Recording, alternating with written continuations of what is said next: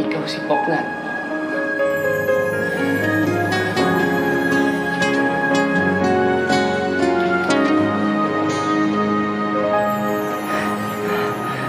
Jasmine, huwag ka na mag-deny. Ito yung tsinelas na binigay ko sa'yo. Ito yung mga sulat ko. Jasmine, aminin mo na. Na ikaw si Popnat.